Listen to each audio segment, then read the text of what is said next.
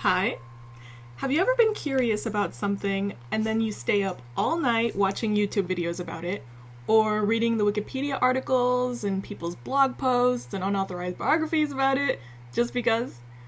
Well, somehow, somewhere, I did that with Elvis Presley and Elvis movies. There are a lot of Elvis biopics out there, and of course, there have been a lot of Elvis impersonators, Elvises, and he's become kind of an American icon. There are so many references to Elvis in film and on TV that it would be accurate to say that he's been thoroughly mythologized. And when I heard that Austin Butler and Jacob Elordi were going to duke it out as Elvis, I figured that either one would be an entertaining watch. So, 2023 gave us two very different Elvis movies. Baz Luhrmann's Elvis, which is like a roller coaster of CGI and montages, and Priscilla, which is more like soaking up quiet moments. Let's talk about it. Starting with the Elvis movie. The 2023 Elvis movie, despite its potential, fails to give us anything new or groundbreaking regarding Elvis's life and his persona. And the film's approach is heavily reliant on chaotic editing and storytelling devices. So it kind of creates a disorienting experience that overshadows the narrative. There's an excessive use of CGI that made it feel like an animated movie at one point, and it detracts significantly from the focus of Elvis and the Colonel's story. So I think it's challenging, really, to engage with that much distraction. The editing choices, like overlapping multiple songs on top of each other or different timings of the same song, I think they undermine big moments in the film. Like, I know it's an attempt to create tension with chaos, but I feel like it not only buried Austin Butler's vocals, but it muddied the emotional response that we're supposed to get from the scene. He's white. What do you think, Texarkana? Shall we play for the 27th time? Shall we play for the 27th time? Everybody's talking about this. Everybody's talking about this. Presley.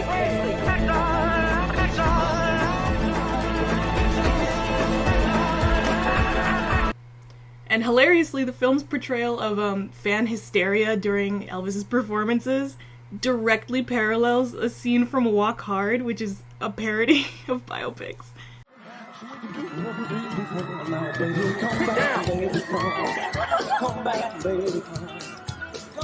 What in God's sweet name am I looking at?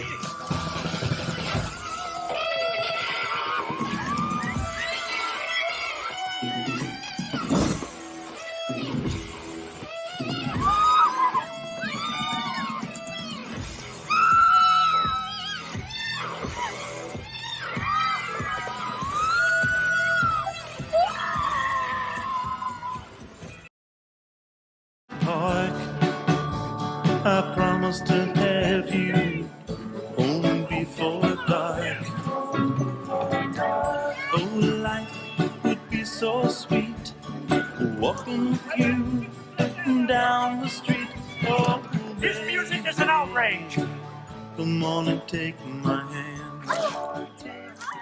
So, that, along with the fragmented narrative presented by Colonel Tom Parker, kind of prevents this film from really diving into the milestones in Elvis's life, and instead it's just kind of like a superficial rehashing of facts, nothing new.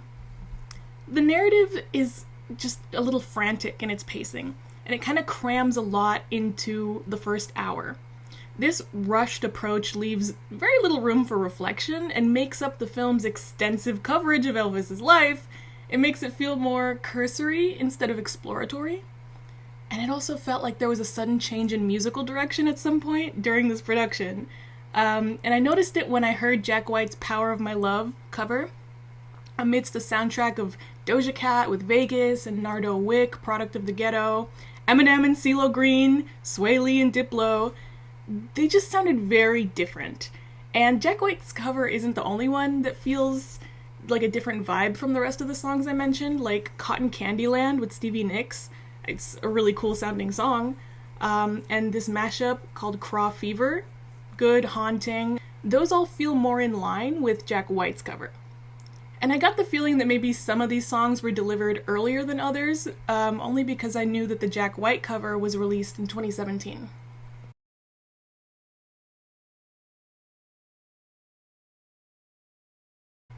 So, it really added to the feeling of the film's overall lack of cohesive vision.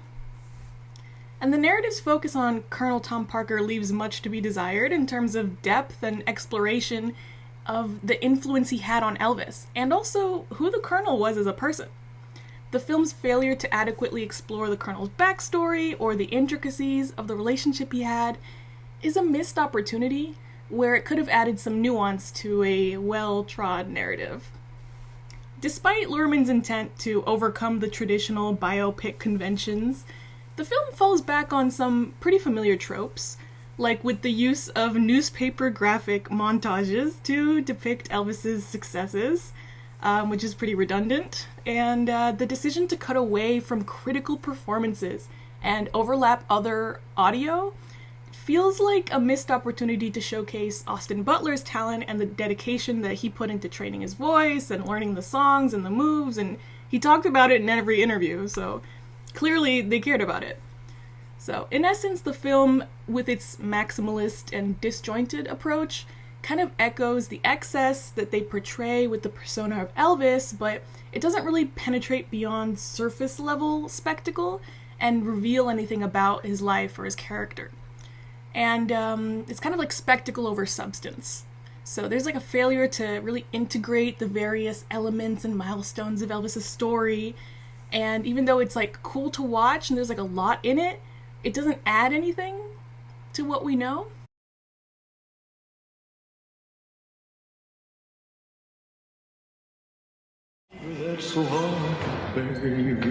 Oh, come on, EP. Life on the road ain't the concern of folks back home. Fever? Why don't you try one of these? Put the pep back into your step. What a lovely way to go. The movie's inability to linger on the emotional, personal, or genuinely revelatory aspects of Elvis's journey ultimately renders it just another Elvis film, echoing the familiar and not really covering anything new. Now let's talk about Priscilla. The film Priscilla serves as a crucial lens in understanding Elvis Presley. It really is a distinct portrayal from Sofia Coppola that has a meticulous attention to detail, and the film's ambiance showcases kind of like minutiae of Priscilla's room, like the wallpaper, her jewelry, her nail polish, her makeup, and it contrasts sharply with the high-energy tempo of Baz Luhrmann's Elvis. And that, alongside with the very deliberate, slower pacing, creates like an intimate atmosphere that allows an audience to immerse themselves in Priscilla's perspective. And the approach kind of humanizes her, but also indirectly sheds light on Elvis because it illustrates the profound impact he had on the people closest to him. And the choice to highlight the ordinary aspects of Priscilla's life and even repeat some of her outfits signifies like a commitment to the relatability, like the realism that they were going with in this depiction, and it also contrasts sharply with the figure of Elvis, right? And Sofia Coppola, alongside Kaylee's performance, skillfully underscores the innocence of Priscilla, like the youthful innocence, because she was so young. And it navigates the uncomfortable reality of her relationship with Elvis and their troubling power imbalance. The film's depiction of Elvis and Jacob Elordi's performance really strays from impersonation and instead is more of a layered character study that reflects personal struggles obscured by a public persona. And it kind of dissects Elvis's at-home persona and not really him as a cultural icon or him on stage, but him as a flawed individual with vulnerabilities and insecurities. And I think that nuanced depiction and the depiction of the emotional labor that Priscilla does is so important to the film. The film's subtle storytelling and the strategic avoidance of overtly sensational scenes really allows audiences to engage more deeply with the character's emotional journey. And the film's quiet moments and the absence of all the flashy graphics and editing, it lets us kind of go on that journey with them and foster a more intimate view of the relationship between Priscilla and Elvis. The decision to omit explicit depictions of sex and instead focus on conveying intimacy through other actions and interactions also aligns with kind of a broader dialogue that we've had recently about sexuality portrayed in media, and also a lot of concerns, obviously, about Priscilla's age at the time of their relationship. In the broader context of Elvis's life, the film fills in some gaps, and it highlights the consequences of fame and the personal sacrifices that were made by those in its shadow. And by focusing on Priscilla, the film unravels Elvis's character and reveals often overlooked but very human elements that characterized his life. And the portrayal challenges the very one-note, one-dimensional representations of Elvis and his relationship with Priscilla that we've seen before. So in the end, it's not a film about Priscilla, rather about Elvis, and it's kind of key to understanding who he was and why he made the decisions he made. Through its intimate portrayal, thoughtful pacing, and nuanced character studies, I think that the film invites audiences to see beyond the icon's facade. And I think it's a movie that should have been made decades earlier. It definitely had its limitations still, especially when it comes to the other people in Elvis and Priscilla's lives, like their families. No one in this movie gets close to the same amount of screen time as the main duo, and they're fairly one-dimensional representations of the people involved, the family. Vernon Presley was always an asshole, Dee was always an asshole, Dodger was a kind grandma, and the Memphis Mafia were multiple, unnamed, generally gregarious men of varying ages. And then the employees of Graceland, who were kind, but also they were employees. I think that the film and the book are really important for anyone seeking to comprehend the full spectrum of Elvis Presley's life and the influence that he holds and has held over the people closest to him. So I think that Priscilla's view of who Elvis is, it will still be tainted with her own feelings and her own relationship with who he was, right, and who she believes he is as a person. Let's move on to the question that gets asked with every biopic, which is, should we even be making them? There's something to be said about biopics and whether or not they should be made, and I recently saw this debate come up in the comment section for the new trailer for Amy Winehouse's biopic, Back to Black. Do you know what girl power means to me? Sarah Vaughan, Lauryn Hill. You need to know this. I ain't no Spice Girl. I saw comments that were along the lines of, why is it a bad thing that she gets a movie? They're just telling her story. And you know what? For a lot of people, I can see why they think that that's true. It sounds true, doesn't it? It's just telling her story.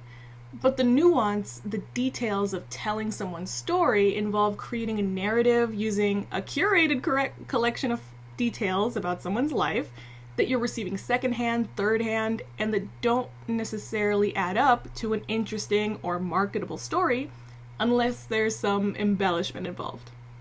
So movie studios, writers, they're not telling the story, they're telling a story based on verifiable facts about someone's life, but filled in with enough fiction to develop 3 acts with a climax and a resolution. That's just what biopics are, it's historical fiction. And even if the person whose story is being told is a contributor, can we even trust that person's idea of themselves? Can we trust other people's ideas of that person? There's also this idea that biopics will always have an agenda, right? And movies in general have an agenda. And in this case, with a music biopic, I think that the most common one is typically to present the musician in the best light possible. But movies like Get On Up show a complicated portrait of the musician, and in this case, James Brown, and it paints him in an unfavorable light regarding the way that he treated the people closest to him, but also regarded his musical talent as untouchable. Chadwick Boseman didn't even sing there, they just actually used his real vocals. And his performance is incredible. It was, celebrated in reviews, but the film actually received a lot of reviews similar to other music biopics that there was a lot left on the cutting room floor. There's a lot of the story that wasn't there in favor of just putting together enough big moments to get 2 hours of film. Now, I'm definitely not the first or last to talk about music biopics and where they fail, but I want to share some of my favorite videos about this topic and about the 2007 music biopic parody that now haunts every other music biopic after that, Walk Hard. Often what is most interesting about the creation of a music biopic isn't what they've chosen to include, but rather what they've excluded. And something that was alluded to in the Priscilla film, but not made explicit, was Priscilla's own affairs that she had with people outside of her marriage with Elvis.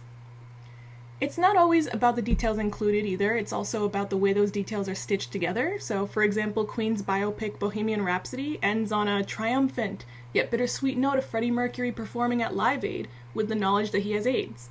And that's actually not how that series of events happened, and frankly they don't relate to one another, but in service of telling the story, the makers of Bohemian Rhapsody chose to link those events. And maybe that's a change that's more innocuous to the interpretation of someone's life, but things like whether or not somebody cheated on their partner, or if they had an addiction, if they treated the people in their life well, changes to those things for a story are more significant in the way that person's viewed, and in some cases it can be a permanent change in the minds of many.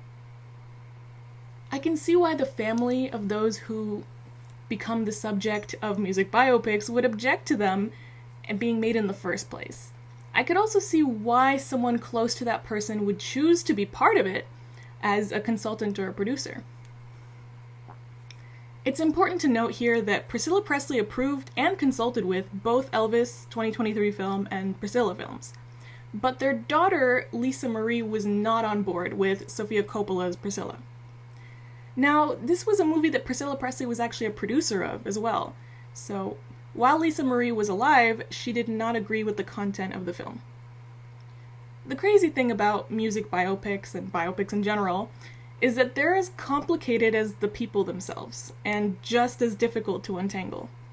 Our lives, our stories, are inextricable from the people in them, and their experiences that they've had with us. It's always going to be a struggle to tell someone's story, even if you're telling your own. And Celebrity Memoir Book Club could tell you all about the ways in which people suck at telling their own stories. So, I think we can close the book on Elvis now. There's probably very few people in history that we've had this much access to in terms of personal details, and when someone so well known enters a state of urban legend, these personal details become less revealing. The fact that you can Google information on Elvis Presley's sex life is too much. It's so bad. Same with Marilyn Monroe. I think that there are probably good intentions with a lot of stories about such big names in American popular culture and history, but inevitably the incentive for telling a good story, or really spilling really good tea, becomes a strong motive for sensational stories, true or otherwise. And I'm not saying everybody just shut the hell up about Elvis now, right? I'm not. It's, right? Like, just that the big studio movies are done, so maybe they can move on to someone else, but you keep doing what you want. So, did you like any of these movies? Are you a fan of the music biopic genre? I really want to know your thoughts on Priscilla, which did become my favorite movie of the two, and it feels like the Elvis movie we should have gotten years ago. So, thanks for sticking around. I really like talking about movies, so I'm gonna keep doing that.